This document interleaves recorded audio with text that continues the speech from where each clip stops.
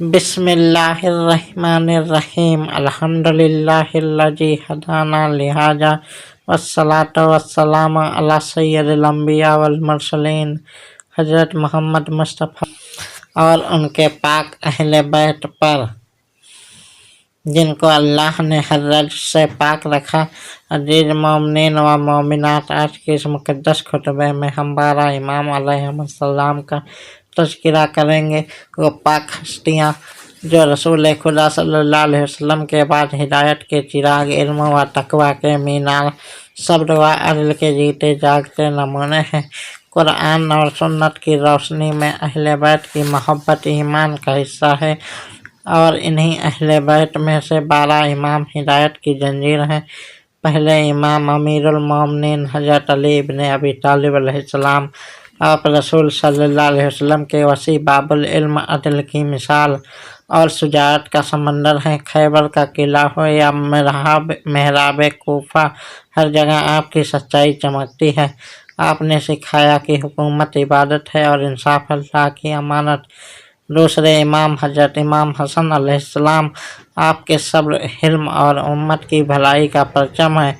आपको खून खराबी से बचाने के लिए सुलह को चुना ताकि इस्लाम बाकी रहे। आपकी ज़िंदगी बताती है कि कुर्बानी सिर्फ मैदान जंग में नहीं बल्कि नफ्स को दबाने में भी होती है। तीसरे इमाम हज़रत इमाम हुसैन अलैहिस्सलाम, करबला का मैदान गवाही देता है कि हक़ के लिए सर कटाया जाता है मगर झुकाया नहीं जाता।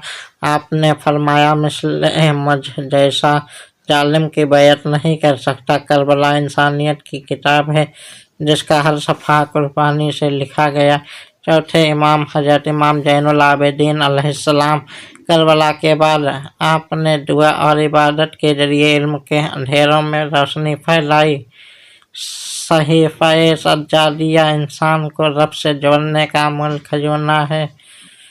पाँचवें इमाम हज़रत इमाम मोहम्मद बाक़िर अलैहिस्सलाम, आपने इल्म के बंद दरवाजे खोले, दीन की गहराइयों को बयान किया ताकि लोग सही राह पहचान सकें। आपकी मजलिसे इल्म का मरकज़ थे।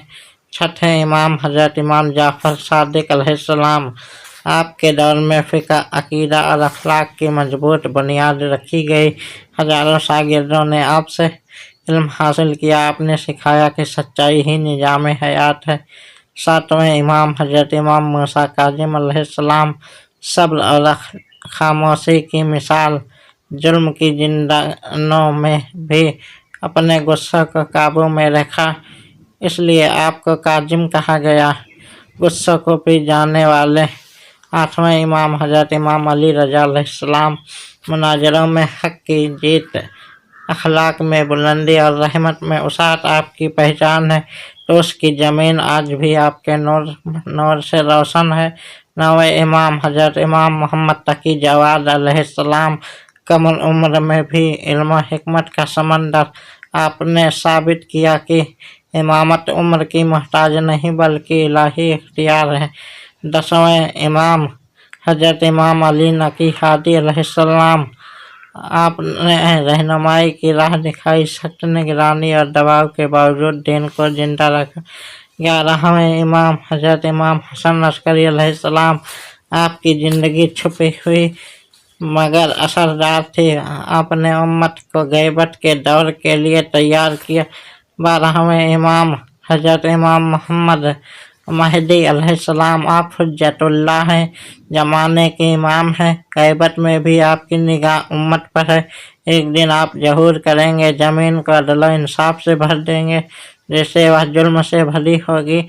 अजीज़ों, 12 इमाम सिर्फ तारीख़ के नाम नहीं बल्कि ज़िंदगी जीने का तरीक़ा है। उनकी सीरत हमें सिखाती है इंसाफ, सब्र, इल्म, इबादत और इंसानियत।